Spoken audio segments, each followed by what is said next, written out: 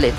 Un diodo LED es un tipo de diodo semiconductor que emite luz visible o infrarroja cuando se le aplica una corriente eléctrica en la dirección directa. Cuenta con un cátodo, un ánodo, un lente, un hilo conductor, uno semiconductor, copa reflectora, cápsula plástica, cátodo, ánodo y borde plano. Entre las aplicaciones más comunes que tiene un LED diodo está la iluminación, que es utilizada en bombillas, linternas y luces de vehículos debido a su eficiencia y larga duración. Indicadores. Ejemplos en dispositivos electrónicos como indicadores de encendido, apagado, pantallas y teclado. Pantalla. Forma en base de pantallas LED, utilizadas en televisiones, monitores y paneles publicitarios. Actualmente es muy utilizado en casi todo tipo de pantalla. Señalización. Usados en señales de tráfico y letreros debido a su visibilidad y bajo consumo de energía. Ahora, como último, tenemos el diodo Schottky.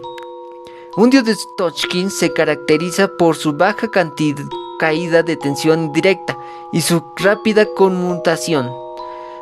Tiene una caída de tensión menor en polarización directa, utilizando en aplicación de alta velocidad y baja tensión. El diodo Schottky cuenta con metal y tipo N, a diferencia de los otros diodos que era tipo P y tipo N.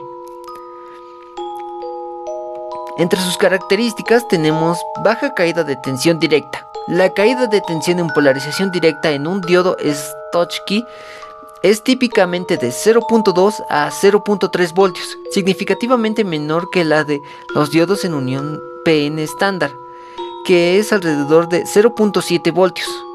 Una rápida conmutación.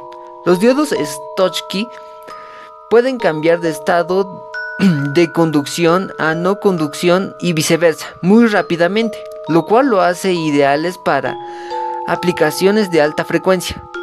Construcción. En lugar de una unión PN, su diodo Schottky utiliza una unión metal semiconductor, típicamente entre un metal como aluminio o platino y un semiconductor tipo N. Baja capacitancia. Entre una capacitancia de unión baja, lo que contribuye a su capacidad de conmutación rápida. Ahora pasamos de los diodos a los condensadores. Un capacitor o condensador electrónico es un dispositivo que se utiliza para almacenar energía en un campo eléctrico interno, en un componente eléctrico pasivo, y su uso es frecuente tanto en circuitos electrónicos como en análogos y digitales. Todo capacitor tiene las mismas estructuras básicas: dos placas conductoras separadas por un dielectro aislante ubicado entre ambas. En ellas se almacena la carga de energía cuando fluye una corriente eléctrica, y su dieléctrico debe ser de un material no conductor como el plástico o la cerámica. Al colocar un capacitor o condensador electrónico en un circuito, tiene una corriente activa y los electrones del lado negativo se acumulan en la placa que se encuentra más cerca de ellos. Cuando la placa ya no puede sostenerlos, pasa a dieléctrico y en la otra placa, por lo que los electrones son desplazados de vuelta al circuito a través de una descarga. Las placas conductoras del capacitor están conectadas a las terminales del elemento pasivo, y el material dieléctrico o aislante se coloca entre ambas placas, las cuales almacenan las cargas eléctricas hasta que se conectan a una carga en el capacitor. La carga que se almacena en el condensador o capacitor es directamente proporcional al voltaje o la tensión aplicados. Asimismo, su capacidad de proporcionar en el área de la placa e inversamente proporcional a la distancia existente entre ambas placas.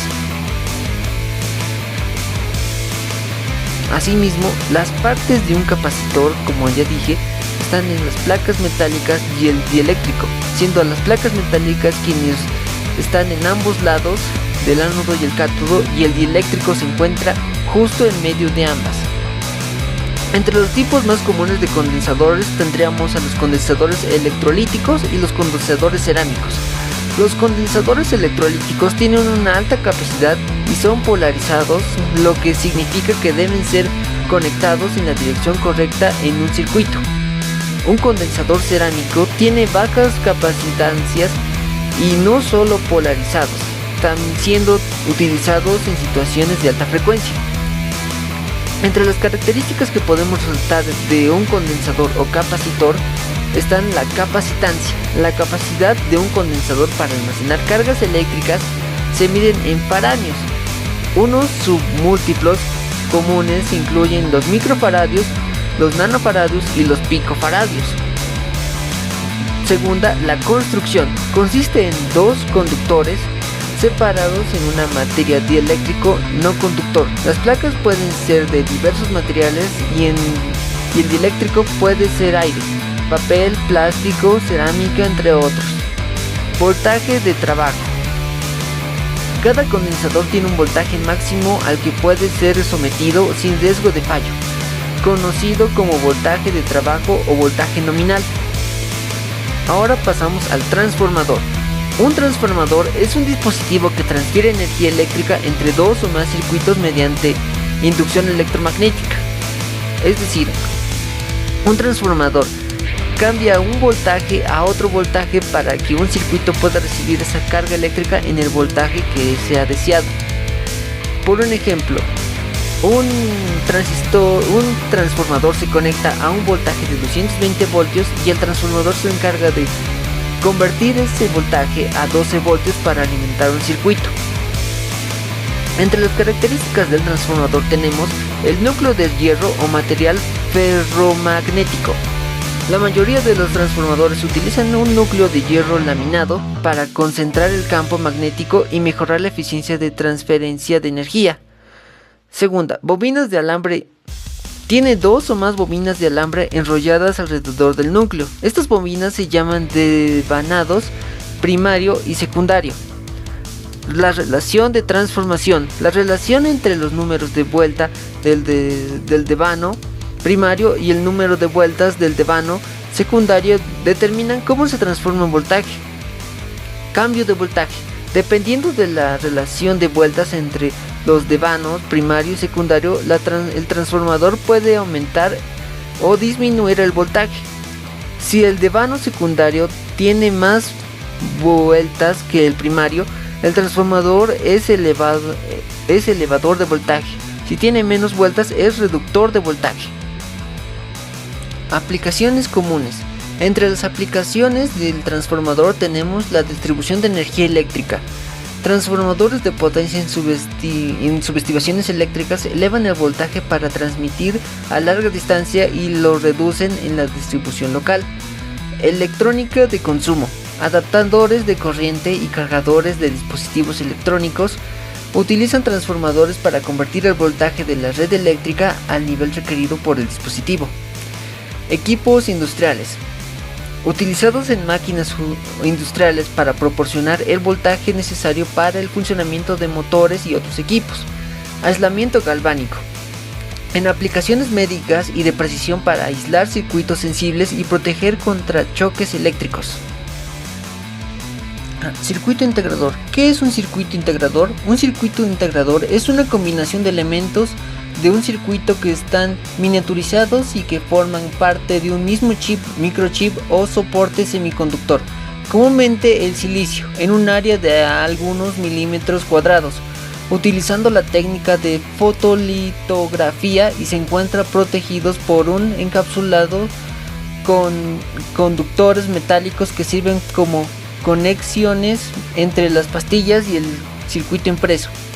El primer circuito integrado fue desarrollado en 1958, luego de haber ingresado el ingeniero Kilby a la empresa Texas Instruments. Este integrado lo ensambló sobre un material semiconductor en una pastilla cuadrada de germanio y ocupaba la mitad del espacio que ocupaba un chip, y contenía un transistor, 3 resistencias y un condensador. Este componente electrónico reemplazó a los llamados tubos de vacío. Entre las características del circuito integrador tenemos la miniaturización. Los circuitos integrados permiten la integración de miles a millones de componentes en un espacio muy pequeño, reduciendo el tamaño y el peso de los circuitos electrónicos. La eficiencia. Mejora la eficiencia energética y la velocidad del operador de los circuitos debido a la corta distancia entre los componentes. Fiabilidad. Los circuitos integradores son más fiables que los circuitos construidos con componentes discretos, ya que tienen menos conexiones externas que pueden fallar. El coste. La producción en masa de circuitos integrados reduce significativamente el coste por unidad, haciendo que los dispositivos electrónicos sean más asequibles. Tipos.